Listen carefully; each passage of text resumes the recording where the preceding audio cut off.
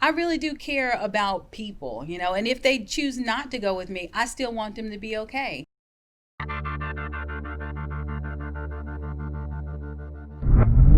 There is a seller.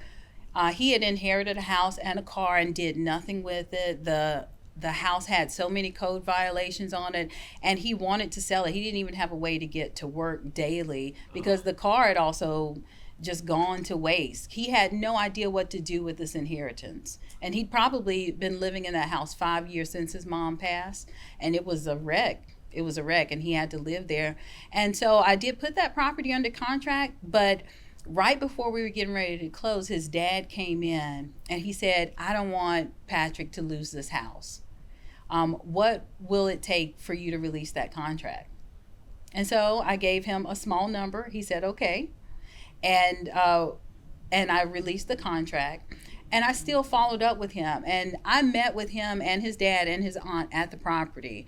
And we were talking about how he inherited the property and how that property just became so emotional for him. Like it was his tie to his mom. Yep. And he didn't see how keeping that property was honoring his mom because he wasn't keeping it in the right way. And so we had a conversation between the four of us because he also felt ganged up from his relatives. And so I was kind of the mediator in there.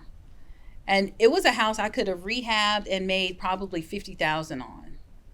But putting people first is always going to work better. 100% agree. And I can tell you story after story that I've done that. I talked myself out of a deal last week to tell the people to keep the house and work out a deal with their bank.